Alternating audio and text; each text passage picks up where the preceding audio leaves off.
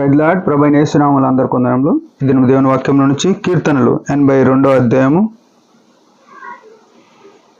1వ వచనం 6వ వచనం కూడా చదువుదాం.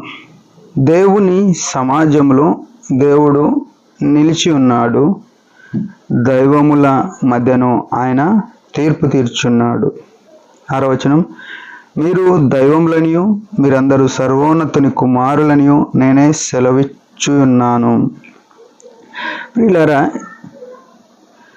దేవుని యొక్క మహాకనికరం ఏంది మనం చూడగలుగుతున్నాం. ఆయన ఏమంటున్నాడంటే దేవుని సమాజంలో దేవుడు నిల్చున్నాడు అంటున్నాడు. అంటే దేవుని మందిరములో ఎక్కడైతే 2-3 కూడి ఉంటారో వారి మధ్యన నేను ఉంటానని చెప్తూ వచ్చినాడు. అయితే ఆయనే తన సమాజంలో నిలిచే దేవుడు. 2 లేక 3 ఎక్కడ ఆయన పేరిట మోకరిస్తారో వారి మధ్యన ఉండే ఈ సజీవుడైన దేవుడు, ఏ యుగంలో అయినా ఏ తరంలో అయినా అన్ని కాలంలో ఉండే సర్వాధిపతి యేసు ప్రభు. ఎందుకు అంటే ఆయన సర్వానికి మధ్యస్థంగా ఈ లోకానికి దిగి వచ్చి కల్వరి శిలువలో ప్రాణం పెట్టి తన రక్తం కార్చి సర్వ మానవాళి పాప విమోచన కొరకు రక్తం చిందించినాడు. కాబట్టి ప్రతి మనిషిని ఆ పాతాళం నుంచి, ఆ పతన స్థితి నుంచి విడిపించడానికి ఆయన ఇష్టపడే దేవుడు. అందుకే సమాజంలో నిలిచి ప్రతి వారి ప్రార్థన, ప్రతి వారి యొక్క ఉద్దేశాలు ఎరిగేవాడు అయినాడు. అయితే ఆయన ఏమంటున్నాడు, దైవముల మధ్యన ఆయన తీర్పు తీర్చున్నాడు.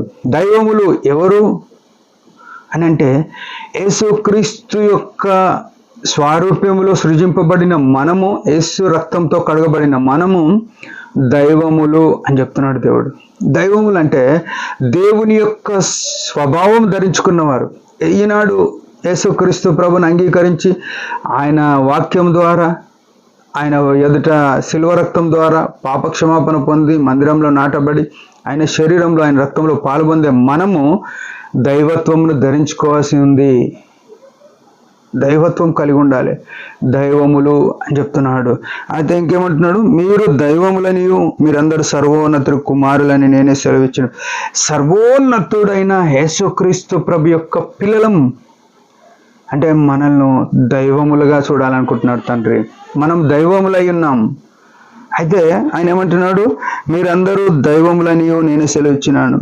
అంటే మన జీవితంలో ఎప్పుడు కూడా క్రీస్తుకు సంబంధించిన, యేసుక్రీస్తుకు సంబంధించిన జీవితం ఉన్నప్పుడు మనము దైవములమే.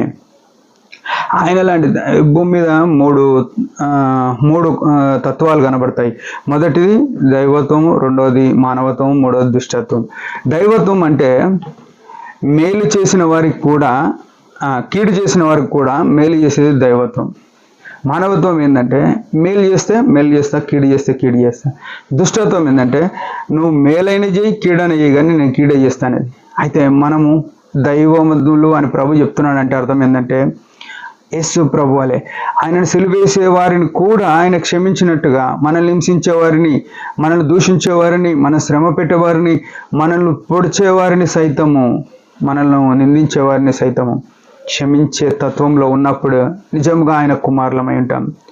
ఉట్టిగా మేము యేసు ప్రభుని నమ్ముకున్నాం, ఆయన పిల్లలము అని చెప్పుకోవడంలో ప్రయోజనం ఏం లేదు. కానీ ఆయన ఎట్లయితే సిలువ యాగము ద్వారా ఆయన హింసల గుండా పోయి కూడా ఏ ఒక్కరిని కూడా ఆయన నోట కపటం లేదు అని 1 పేతురులో రాయబడ్డది.